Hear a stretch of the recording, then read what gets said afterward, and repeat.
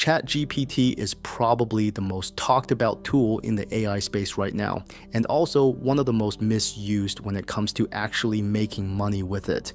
The problem isn't the tool. The problem is that most of the advice about using ChatGPT to make money online treats it like an ATM, as if generating text is the same thing as generating income. It isn't, and the gap between those two things is where most people get stuck. This video is about what actually works. Not the theory, not the hype, the specific use cases where ChatGPT genuinely contributes to an income model, and the ones where it sounds useful but doesn't really hold up in practice. The most common mistake is treating ChatGPT as the product rather than the tool. Generating an article with ChatGPT and publishing it isn't an income model. Generating 100 social media captions and selling them as a service isn't an income model either, at least not a sustainable one. These approaches treat AI output as inherently valuable, when what's actually valuable is the human judgment applied to that output, and the distribution channel that gets it in front of people who will pay for it. ChatGPT is a production accelerator. It makes the work faster, but the work itself, identifying what someone needs, framing it in a way they'll find useful, getting it in front of them, and building enough trust that they act on it, that part is still entirely human. With that framing, here are the specific ways ChatGPT actually contributes to income in 2026. Use case 1. Freelance writing and content services. This is the most direct path from ChatGPT to income, and it works with caveats. Businesses need a constant supply of blog posts, email sequences, product descriptions, social media posts, and ad details. ChatGPT can produce solid first drafts of all of these in minutes. A freelance writer who uses ChatGPT to draft and then applies their own editing, tone adjustment, and judgment can produce significantly more output than someone working entirely manually and charge for the output, not the time. The caveat. The market knows about ChatGPT. Clients who are simply looking for the cheapest possible content can generate it themselves.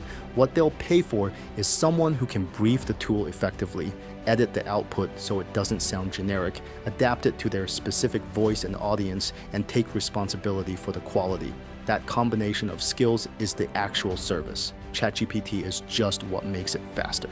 The other caveat, the most reliable freelance income from this model comes from long-term client relationships, not one-off gigs. Consistent clients who trust your judgment and process are worth far more than chasing individual jobs, even if the initial rates are lower. Where to find those clients? Fiverr and Upwork are the obvious starting points, but cold outreach to small businesses can be valuable. Local businesses with outdated websites and solo operators posting inconsistently on social media often converts better than competing in a crowded marketplace. The pitch isn't I use AI, the pitch is I can produce what you need reliably at a predictable cost. Use case 2, brainstorming and ideation for content channels. This is where ChatGPT earns its place in my own workflow, not for writing, but for thinking. When planning content for a channel, the hardest part is often not the production, but the ideation. Consistently coming up with angles that haven't been done to death, titles that are searchable but not generic, and hooks that create genuine curiosity rather than recycle patterns. ChatGPT is fast and useful for this. Ask it for 10 title variations on a topic, 10 different angles for covering the same idea, or 10 hooks that challenge a common assumption, and you'll get a broad starting point to refine from.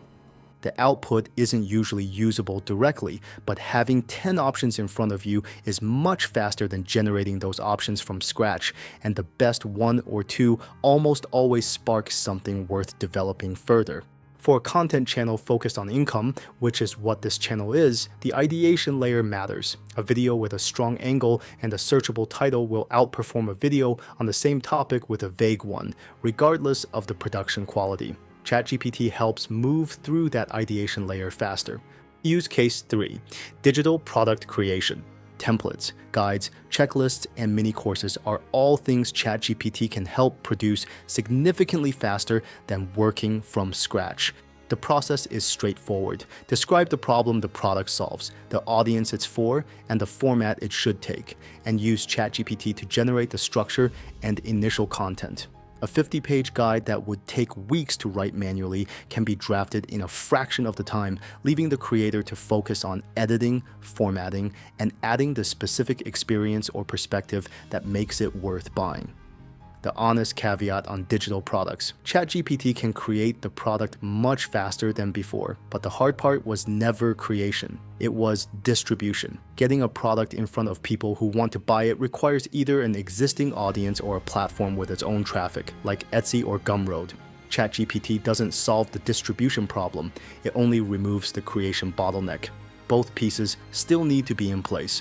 Use case 4, coding and automation for income tasks. This one is worth mentioning because it's genuinely underused by non-technical people.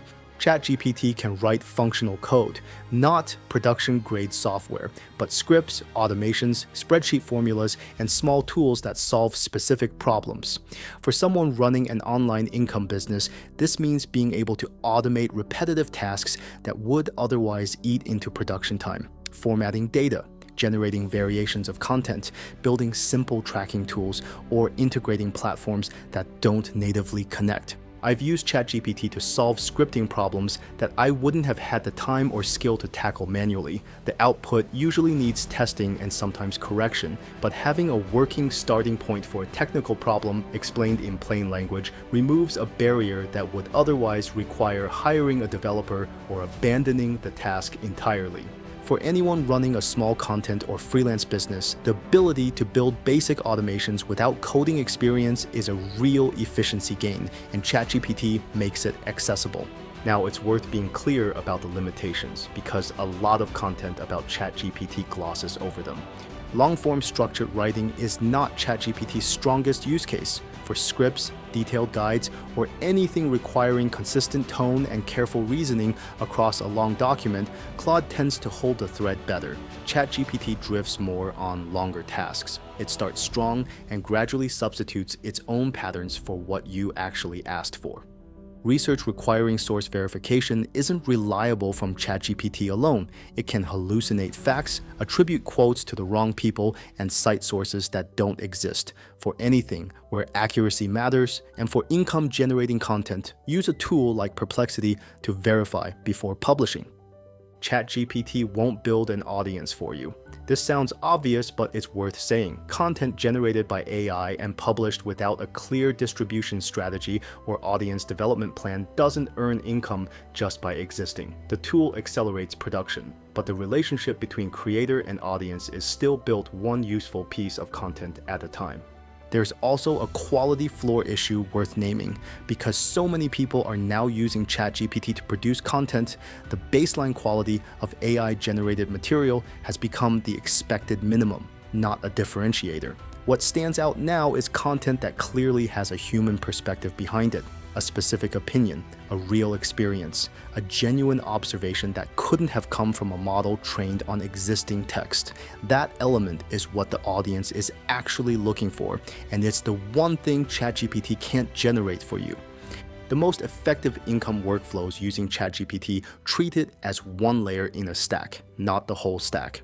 For content creation, use ChatGPT for ideation and brainstorming, Claude for scripting and structured writing, 11 Labs for voiceover production, and a professional editor or InVideo AI for video assembly.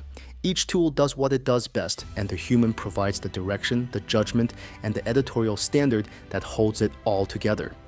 For freelance services, use ChatGPT to produce fast first drafts, then apply your own editing and expertise before delivering to clients. The speed advantage is real. The quality standard is still your responsibility. For digital products, use ChatGPT to draft the structure and content, then invest to save time in design, formatting, and positioning, the things that make a product feel worth paying for. In all of these, ChatGPT is the accelerator. The income comes from everything around it. ChatGPT is a genuinely capable tool, and it's genuinely limited in ways that a lot of content doesn't acknowledge. The people making real money with it aren't treating it as a shortcut to income. They're using it to move faster through the parts of their work that used to take longer and spending that time on the parts that actually create value. That's the version of this that actually works, not the ATM, the accelerator. If this was useful, subscribe. I cover AI tools and online income every week with the honest version of both. I'll see you in the next one.